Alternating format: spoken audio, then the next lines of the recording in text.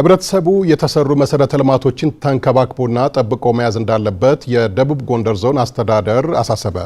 በዞኑ ፎገራ ወረዳ በህብረተሰቡ ተሳትፎ 12 ኪሎ ሜትር የጠጠር መንገድ በ14 ሚሊዮን ብር ተገንብቶ ለአገልግሎት ክፍት ሆኗል። ዋሴ ባየ ተጨማሪ አለው። በደቡብ ጎንደር ዞን በ2015 በጀት ዓመት በየወረዳው ህብረተሰቡ ከመንግስት ብቻ ሳይጠብቅ በራሱ አቅም መንገዶችን በመገንባት ተጠቃሚ የሚሆን ልማዱ ከዕለት ዕለት እየጨመረ ነው።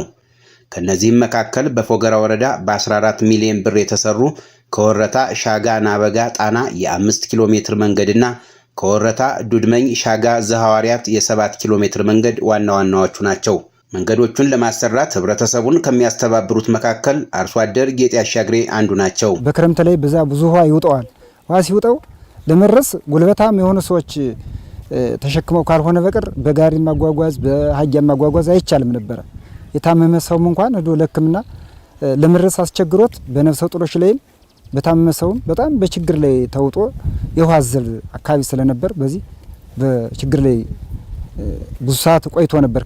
በመንግስት በኩል አቅም በፈቅድ ጠየቀው ሁሉ ጊዜ ብትጠየቅም ምላሽ በማጣቱ በራሱ ገበሬውን ህዝቡ ብር በማዋጣት አሁን ችግሩን ለመቀረፍ የነበረው ሰቆቃን ከክረምት አኳያዞ ለመቀረፍ እንዲው ከዚህ ደረጃ ላይ በማድረስ እንገኛለን። መንገዱ 5 ሚሊዮን 500 ሺህ ብር ፈጅቷል።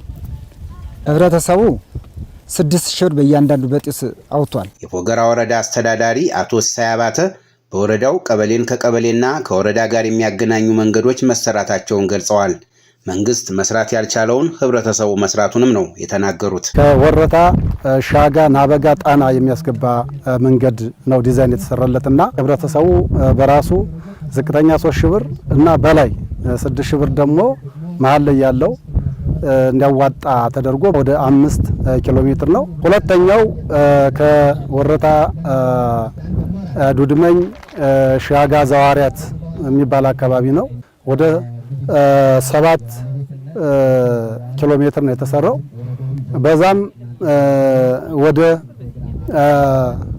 7 ሚሊዮን ብር አካባቢ የሚጠጋ ወጪ በህብረተሰቡ ተዋጥቶ የተሰራ ነው ማለት ነው። በአጠቃላይ በዚህ ዓመት በህብረተሰብ ተሳትፎ ተወጥቶ የተሰራ መንገድ ወደ 14 ሚሊዮን ብር በላይ በህብረተሰብ ተሳትፎ የተሰራ መንገድ ነው። ሁሉንም አካባቢዎች በአንድ ጊዜ የመንገድ ተጠቃሚ ለማድረግ የመንግስት አቅም ውስን መሆኑን የጠቀሱት የደቡብ ጎንደር ዞን ምክትል አስተዳዳሪ አቶ አገኘው ካሳው የህዝቡን አቅም በመጠቀም መሰረተ ልማቶችን ማስፋፋት ተጠናክሮ ይቀጥላል ብለዋል።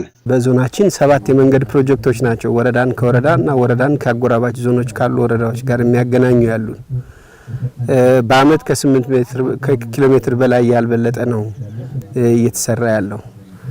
በአንድ ወረዳ ግን ከአንድ በላይ መንገድ አለ። ከ12 ኪሎ ሜትር በላይ ነው ደግሞ መንገዶቹ የሚሰሩት። ስለዚህ በህዝብ ውስጥ ያለውን ትልቅ አቅም ለመጠቀም ጥረት እየተደረገ ነው። መንገድን በመንግስት አቅም ብቻ ተደራሽ ማድረግ እንደማይችል እያሳየን ያለ ህብረተሰቡ ደግሞ መንገድ መስራት ድልድይ መስራት እንደሚችል ትልቅ ትምህርት የወሰድንበት አመት ነው የዚህ አመት። እንግዲህ በዚህ መሰረት የተሰሩ መንገዶችን እንደ ግል ንብረቱ ሊጠብቃቸው ሊንከባከባቸው ይገባል። በፎገራ ወረዳ በህዝብ ተሳትፎ ለተሰሩት መንገዶች የወረዳ የዞንና የክልል ባለድርሻ አካላት ሙያዊ እገዛ ማድረጋቸው ተገልጿል። ለአማራ ሚዲያ ኮርፖሬሽን ለተጠናቀረው ዘገባ ዋሴ ባየ ከደቡብ ጎንደር